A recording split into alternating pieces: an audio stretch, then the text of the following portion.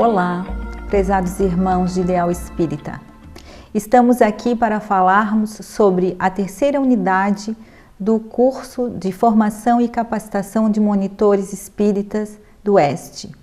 A terceira unidade, Introdução ao Conhecimento Didático, é mais técnica, diferentemente das duas anteriores que você já estudou, que trataram do estudo da pedagogia espírita, suas importâncias para a difusão do espiritismo.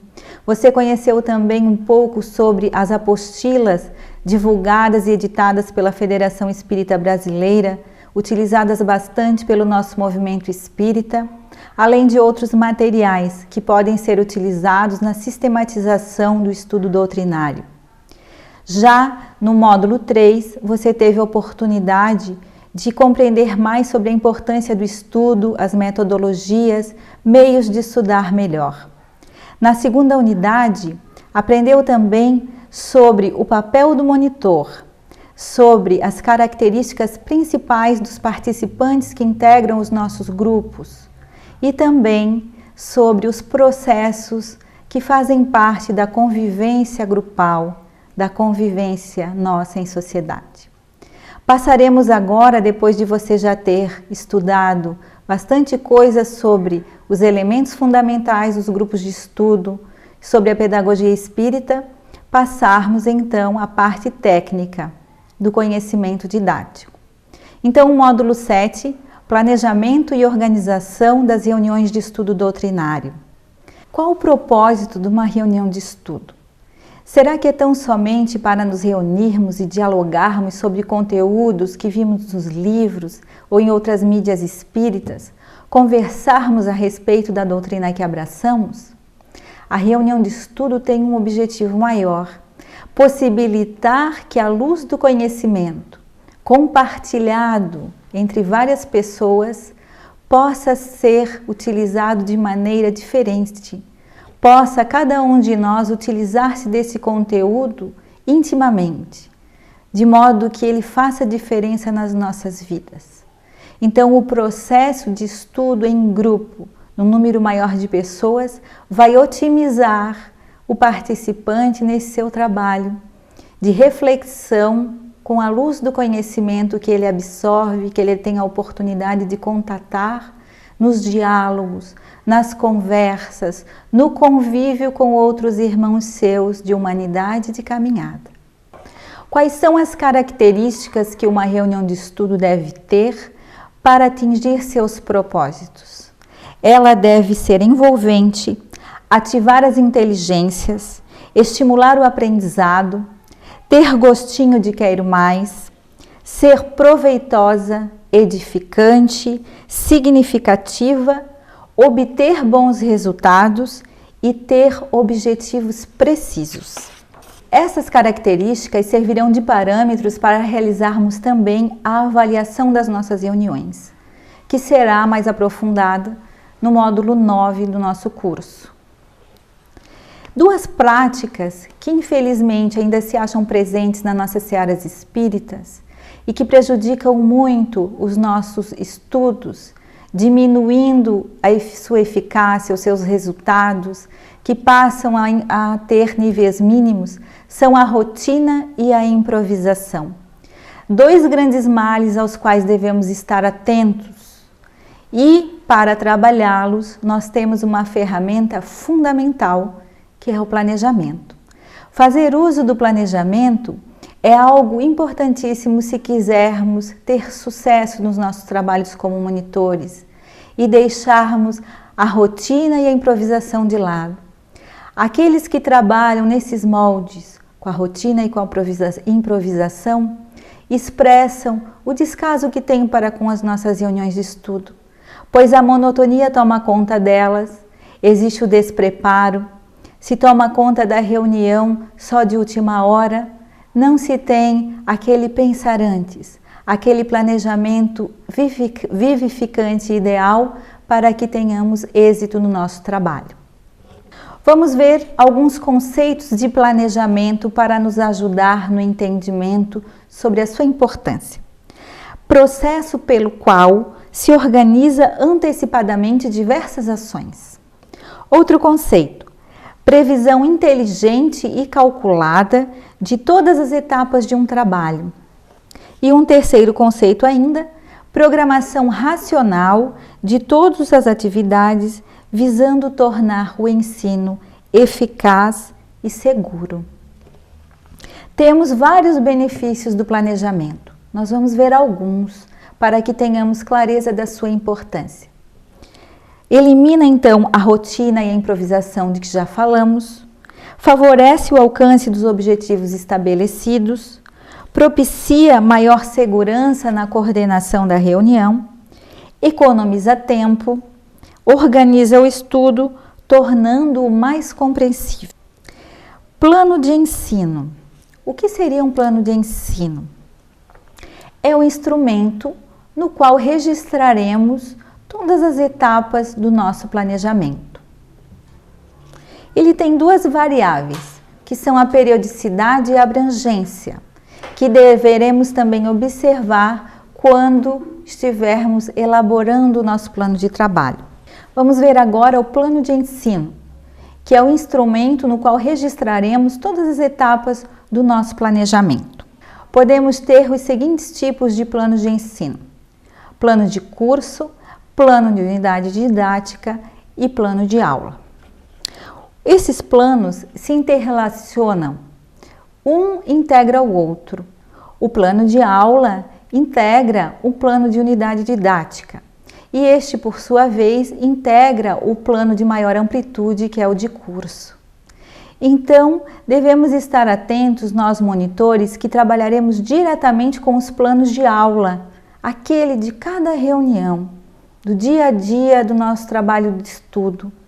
Este plano está inserido dentro de um outro maior, que é o plano de unidade ou de módulo, e estes ainda fazem parte de um plano mais amplo ainda, que é o plano de curso.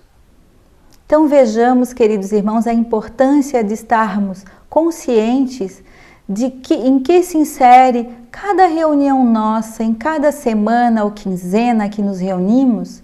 Existe um objetivo específico daquela reunião que está conectado a um objetivo geral da unidade, que por sua vez se vincula a um objetivo maior, que é o do curso, daquele tema geral que nós escolhemos para estudar.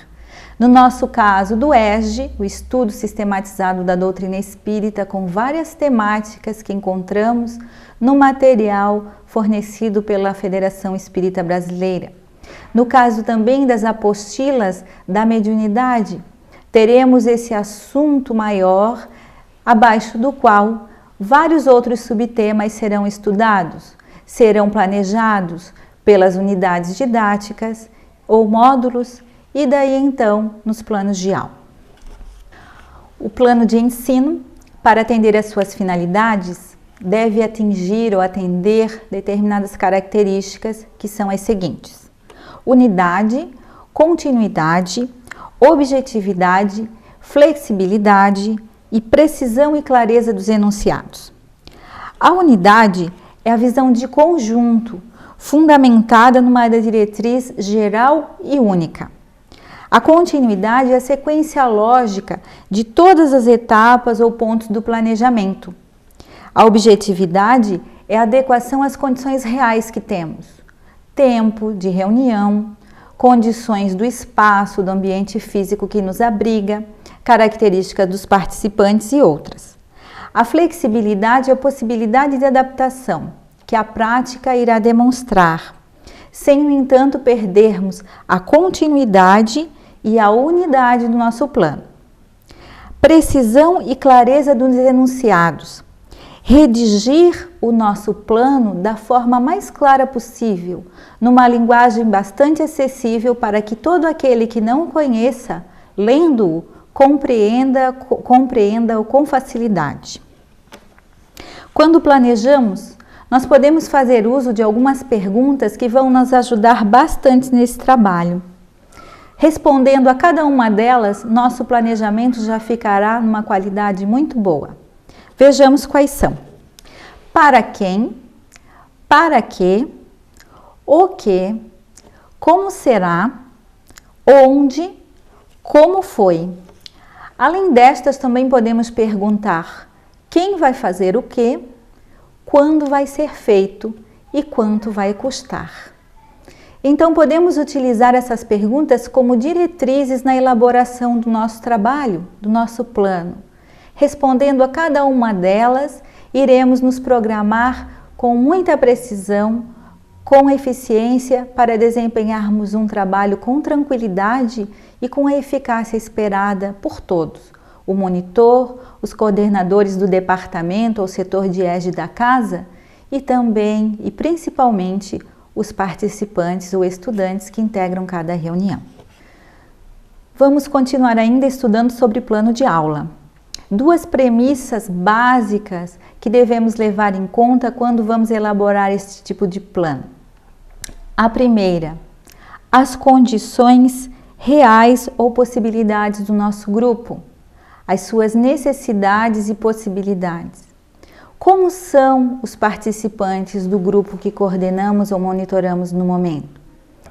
Eles são irmãos com uma frequência boa, que têm muito interesse nos conteúdos do estudo, das reuniões?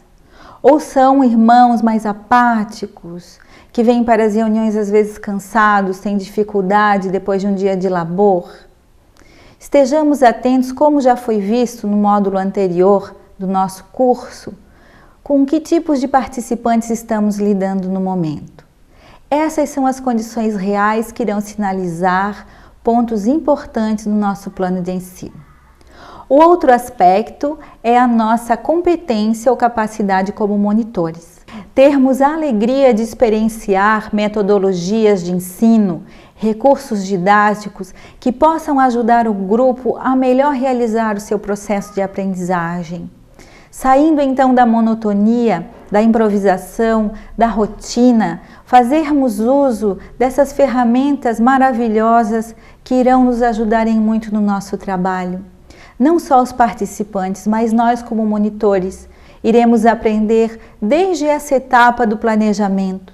Quando redigimos, quando digitamos o nosso plano de ensino, já estamos imaginando como será a nossa reunião. Como será que os participantes irão receber aquele conteúdo? Como será que eles irão se sair em trabalhando determinada técnica ou dinâmica de grupo? Como será, conforme as características que cada um deles tem? Esses irmãos queridos nossos que compartilham esse tempo por semana ou por quinzena ou numa periodicidade maior, na qual nos encontramos para estudar, para compartilharmos a luz que o Espiritismo oferece a todos. Veremos agora os elementos constituintes de um plano de ensino. São eles: objetivo, conteúdo, estratégia ou metodologia, cronologia, roteiro, avaliação, bibliografia e observações. Iremos tratar de dois tipos de objetivo: objetivo geral e objetivos específicos. O objetivo geral tem duas características primordiais: foco nos resultados e unicidade. Então, ele se preocupa com a diferença que vai fazer o nosso estudo, no caso do plano de aula, com a diferença que o estudo vai fazer para o participante. Que resultados nós esperamos que cada um que ali vai leve consigo para as suas vidas com relação àquele conteúdo, aquelas metodologias, aquele estudo que realizamos em conjunto. Isso é foco nos resultados que o objetivo geral trata. Unicidade.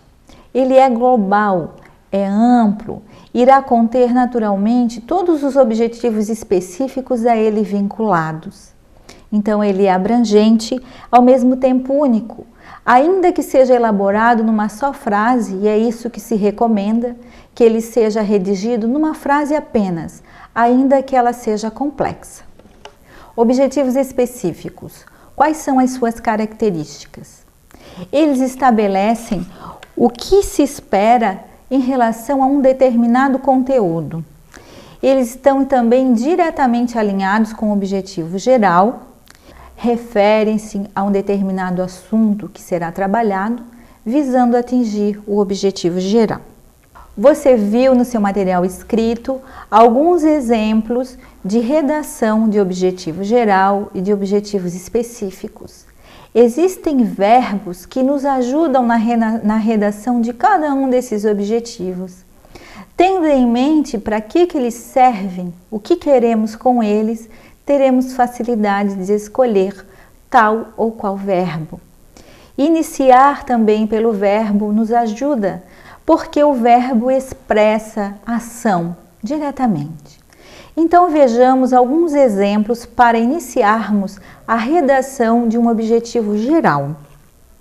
Diferenciar, compreender, entender, refletir, adquirir, permitir e vários outros. Para objetivos específicos, vamos para nos ajudar, nos lembrar de cada reunião nossa. O que nós queremos que cada participante aprenda com relação a cada conteúdo e consiga expressar esse aprendizado. Então ele vai poder expressar descrevendo, então o verbo descrever, enfatizando, sintetizando, salientando, enumerando, relacionando e assim por diante.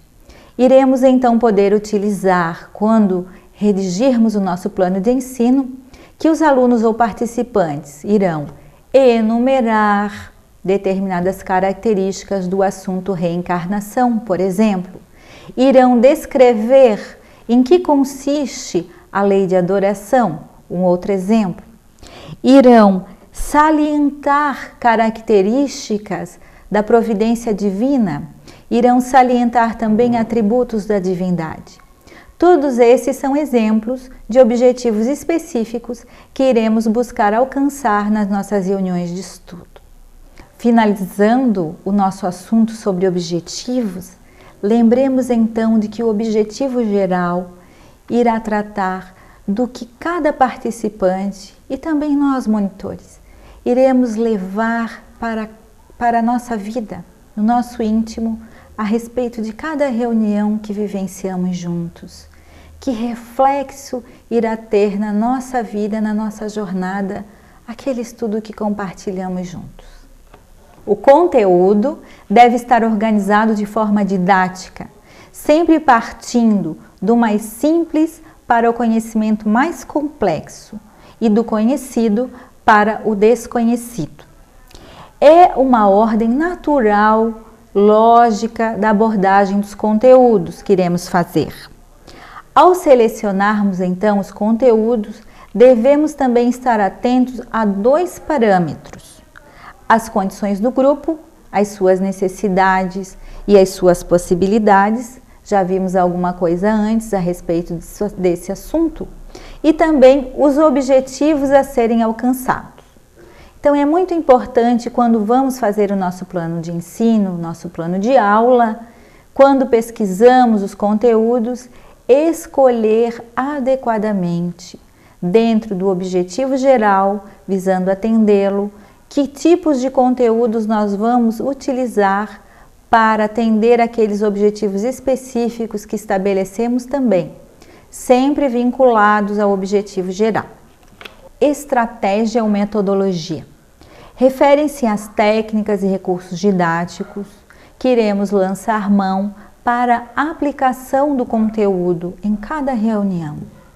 Iremos escolhê-las conforme também aqueles parâmetros que vimos no item anterior, de modo que a nossa aula, a nossa reunião, possa ser agradável, ser estimulante, mas não só isso.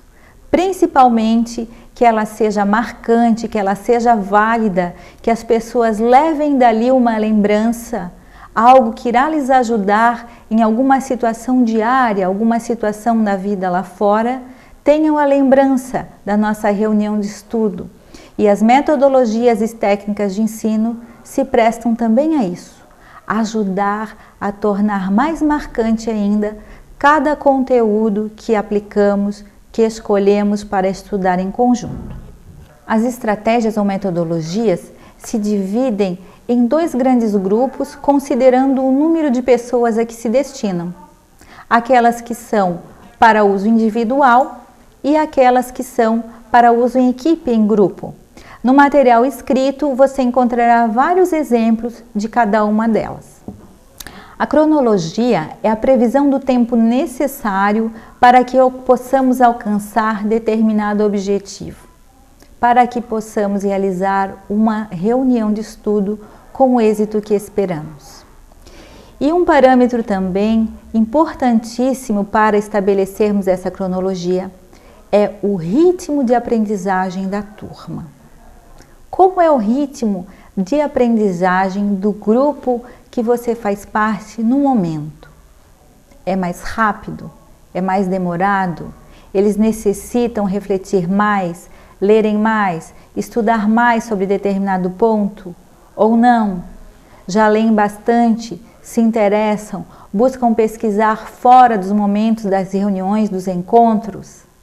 Importante termos em mente esse ritmo na sua generalidade, no conjunto dos integrantes do nosso curso, para que possamos estabelecer uma cronologia adequada, não sobrando tempo e também não acelerando, para que aqueles que tenham porventura alguma dificuldade não consigam aprender, não consigam obter os resultados que todos nós esperamos do estudo.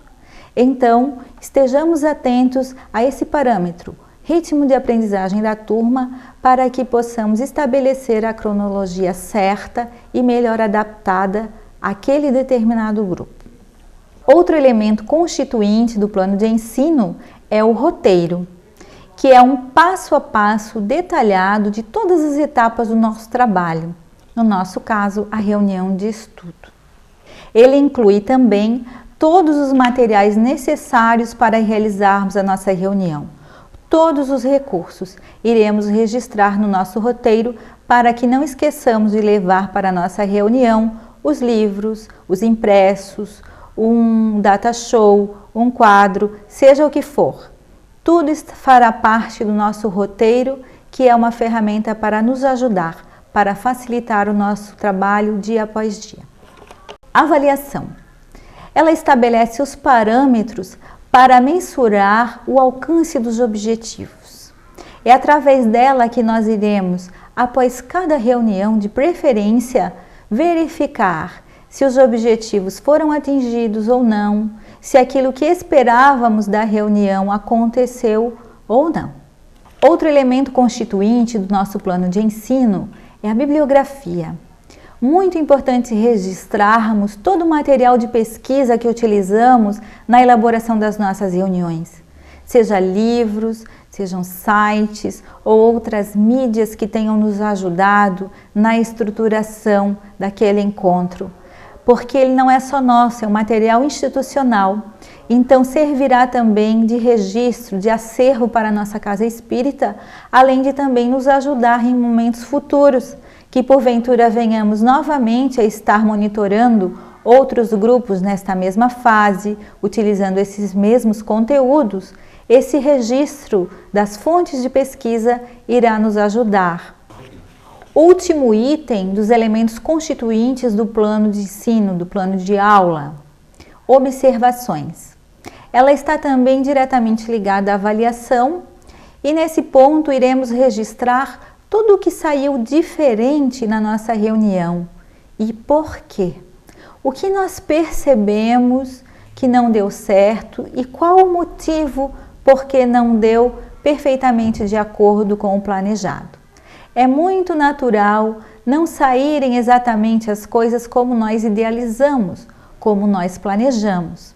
O planejamento é o norte, é a diretriz principal, ferramenta extraordinária de trabalho para o nosso sucesso como monitores.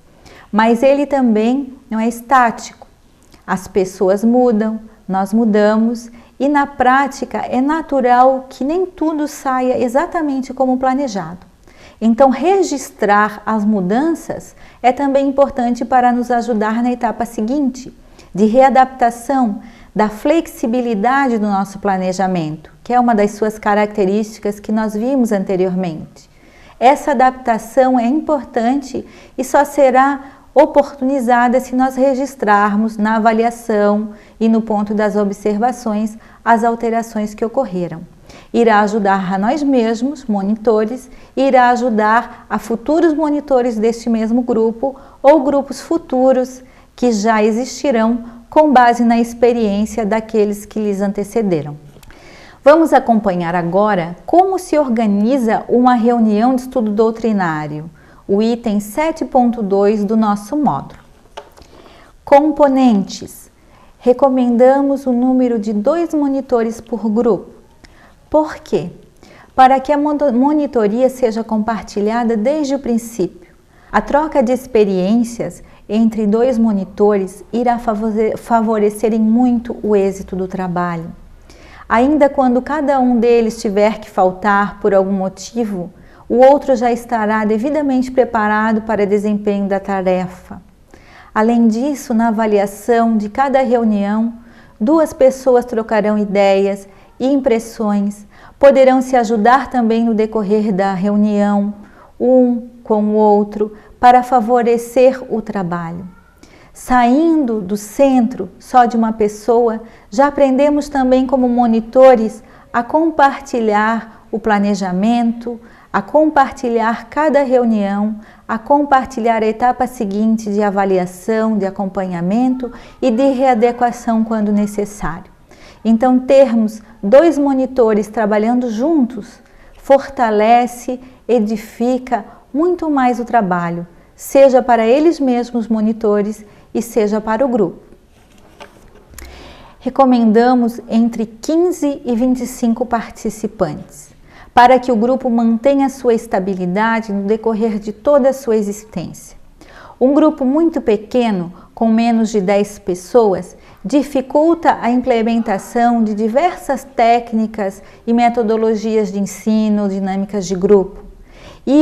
E por sua vez, grupos muito numerosos não oportunizam que todos participem, que todos expressem suas opiniões, que dialoguem, que efetivamente façam parte do grupo.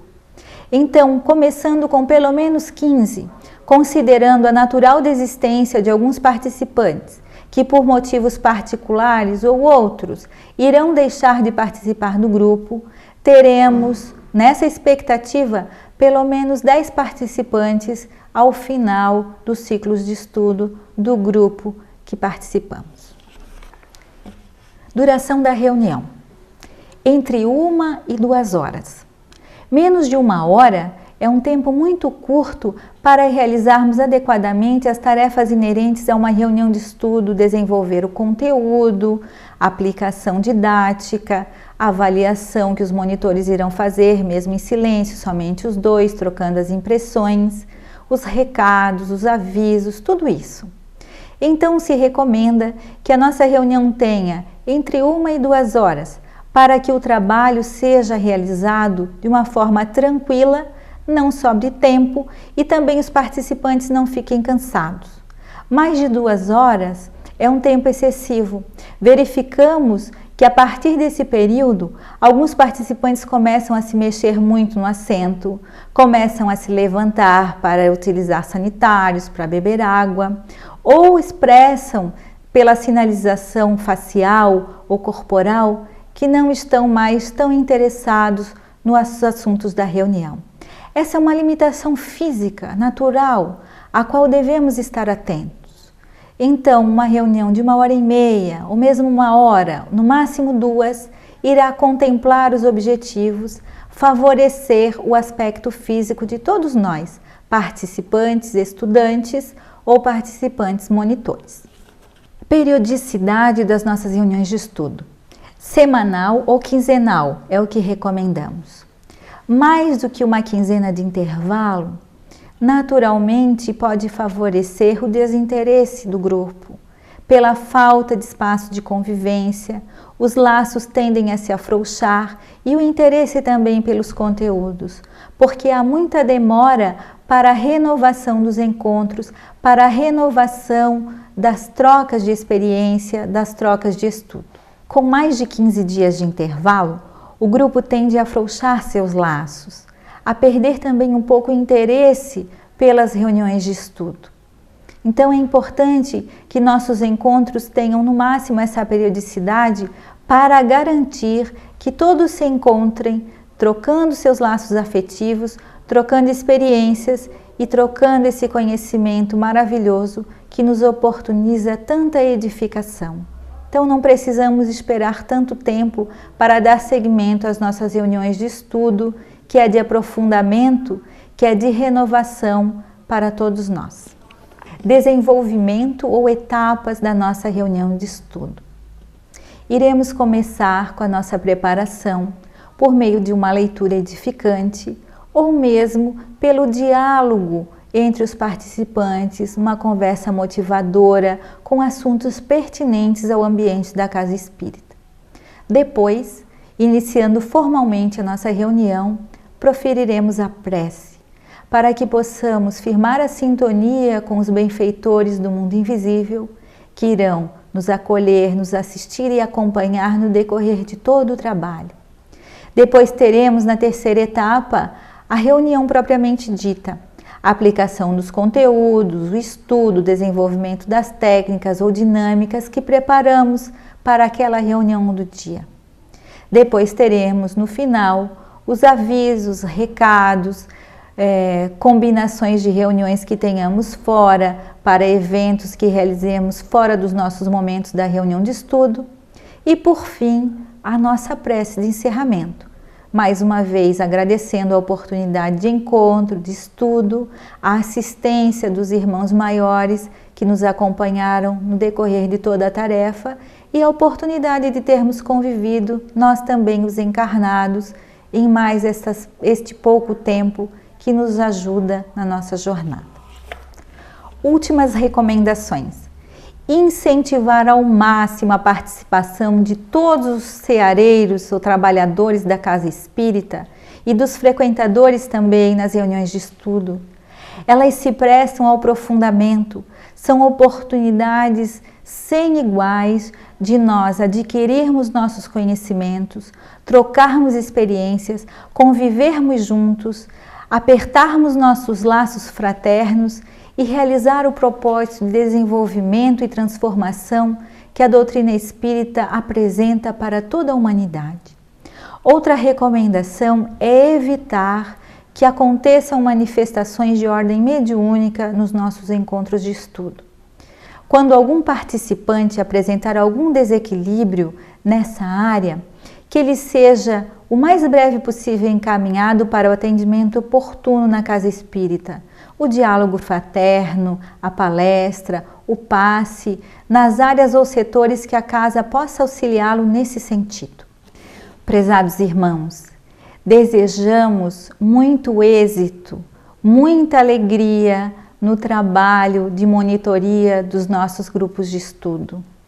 Servidores da Messe do Cristo, empenho, dedicação, são atributos que nós podemos realizar a cada dia. Estarmos felizes por podermos integrar essa equipe grandiosa e maravilhosa da Seara do Cristo.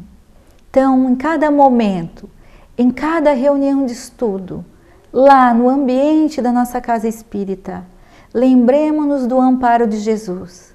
Lembremos de que o trabalho é oportunidade de progresso para todos. Que estudando, que planejando, que nos dedicando em pensar, em imaginar, em idealizar cada reunião, estaremos de alguma forma contribuindo para que aqueles participantes que compartilham conosco a jornada, a caminhada de aprendizes, possam levar algo mais para a sua existência. Os laços de amizade também se ampliam, se fortalecem. São novos amigos que conhecemos, que passam a integrar nossa vida, a fazer parte do nosso coração. Então que possamos seguir nessa jornada de estudo, de empenho na monitoria, com a satisfação que ela pode propiciar a cada um de nós. André Luiz, numa das suas páginas, nos traz uma lição edificadora que diz o seguinte: em todas as circunstâncias, lembrar-se de que o Espiritismo expressa, antes de tudo, obra de educação, integrando a alma humana nos padrões do Divino Mestre. Na Academia do Evangelho, todos somos alunos. Nos menores cometimentos, identificar a vontade superior, promovendo em toda parte a segurança e a felicidade das criaturas. Cada coração humano é uma peça de luz potencial e Jesus é o sublime artífice. Isso encontramos na obra Conduta Espírita.